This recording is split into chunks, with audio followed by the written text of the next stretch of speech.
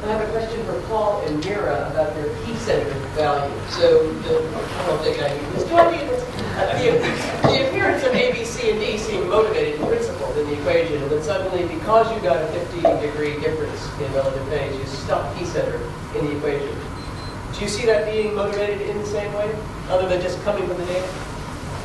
Well, certainly one thing I learned in graduate school was listen to the data as how to do your science. Yeah, but you find a difference of 50 degrees, so you stick 50 degrees in the equation and say, now we've modeled the data. Right? You're just using the data to model itself. No, we're using the data to see to what extent the fundamental coordination dynamics does capture a very complex and subtle phenomenon, the speech-channel coordination in our case. And we find out that unless you do that, then it looks like, as far as we've modeled numerically data, you can't do it. But if you do now try to make that equation compatible with some aspect of the empirical data, then yeah, it does a very nice job. And so the main point I'm trying to emphasize is that this simple, apparently simple equation is fundamental, it seems, is a foundation for coordinated activity and can capture some rather subtle data. And the number is motivated by the empirical data. So it's not modeling itself. Mira wants to say that? I just want to add to the particular number. There is a... not use it. There is a piece of data in previous work by these two, and I believe Summers is in that paper, on some p-centers, and they do get a relative, about 45 degrees difference relative phase of finger synchronization to the beat. 45 degrees is a fairly close number to our 50 degrees difference between the two articulators. We could have chosen 45 degrees, right? It would still capture the data, but we figured given that average across different conditions is roughly 50 degrees, we'll choose 50 degrees as a nice round number. If you wanted the exact number, it was probably 48.67 to your record. But my question is more, why does it appear in the equation where it appears? What's the principle for sticking it there? So, Well, I'm not going to repeat it. The principle, well, it's an offset. It's similar to what Amazine and your students in Connecticut have done with regard to modeling learning data. For example, learning 93's phase patterns, where the attractors are being shifted in a reasonably principled manner. It's sort of that strategy. I would have thought that it was more because in that literature that yielded up the perceptual-centre, that literature is basically psycholinguistics, and it is data identifying just where it is that the machinery regards synchrony to be occurring. Isn't that where it comes from? It comes from a psycholinguistic database that indicates that as far as the listener is concerned, synchrony occurs when there's a certain lag time between the two events in question. So I think all you did was to make your phi value naturalized in some sense for the task at hand. It's as if we're, it's as if we're changing from extrinsic coordinate systems to intrinsic intentional coordinate systems. So I've been trying to come up with a name for the C term, intentional asymmetry, attentional, we've got an intentional asymmetry in the D term. It's related to the intention to synchronize and an asymmetry on top of intention. But I'm not sure about that. But it is like going from the person thinks mentally, use that term if you like, that they're synchronized. Extrinsically measured in kinematic pattern space, it's not synchronized. But they believe that they perceive that they are synchronized. So it's trying to address the coordinate transform, as it were, between measurement systems. Yeah, I know very little of A's and B's and C's and D's, but I like to know what's going on.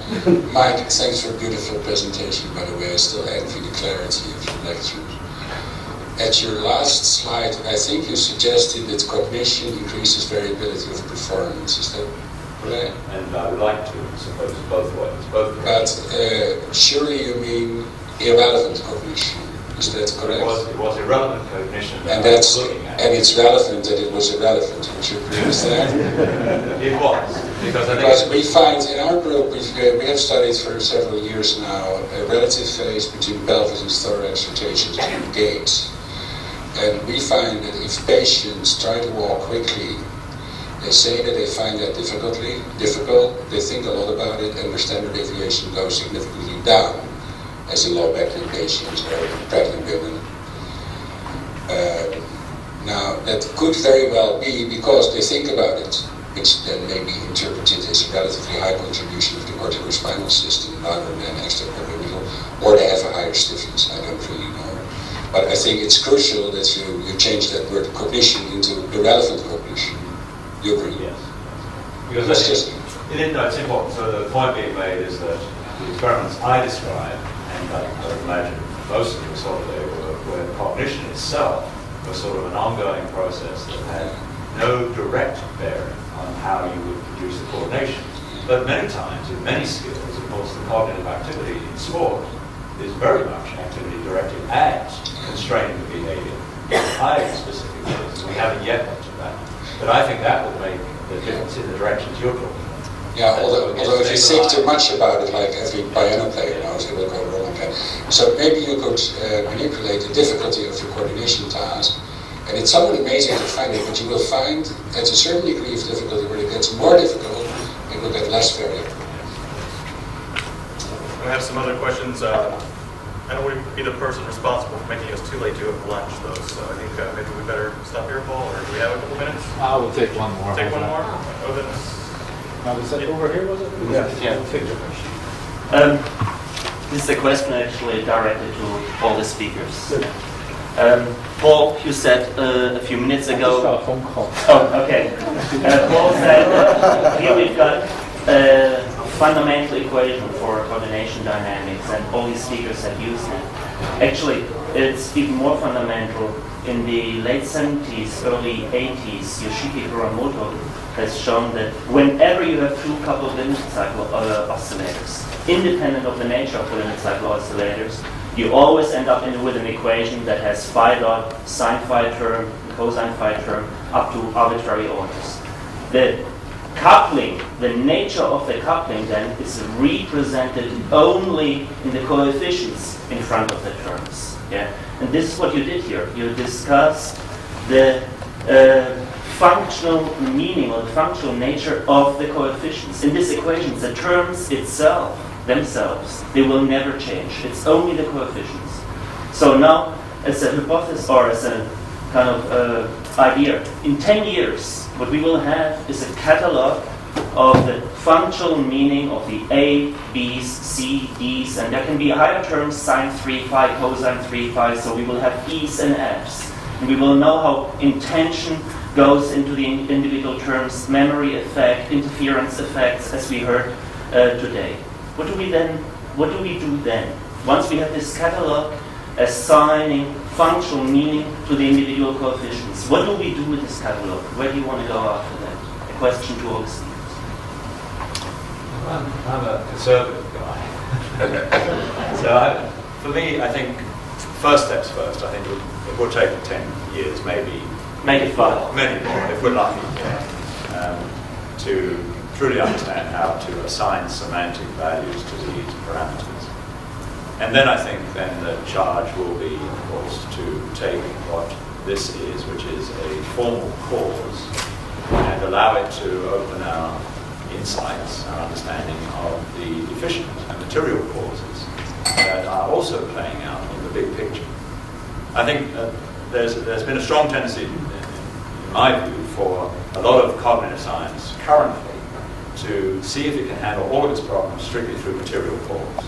Namely, I'll identify this piece of brain, and if I can isolate this piece of brain in an fMRI in a certain task, and I'm willing to say that that task and all of its detail is originating in or due to this piece of matter. And I find that not terribly illuminating and not very promising. I think we certainly need to open up our story to include material cause, efficient cause, and formal cause, which is what I always thought was primarily what the synergetic approach of department was seeking to do. What kinds of laws are there that coordination abides by? And so our charge is sort of to try to find out more about that lawfulness and then let it become a means of steering our way through these other issues, like what's the material basis, what's the efficient cause, and of course, where's the final cause structure of these experiments? Because the intentionality is sitting there and it's sustained throughout the entire experiment. If the subject didn't sustain the intention, they would just stop doing the experiment, like behavior we just done. How do we sort of grasp that factor as well?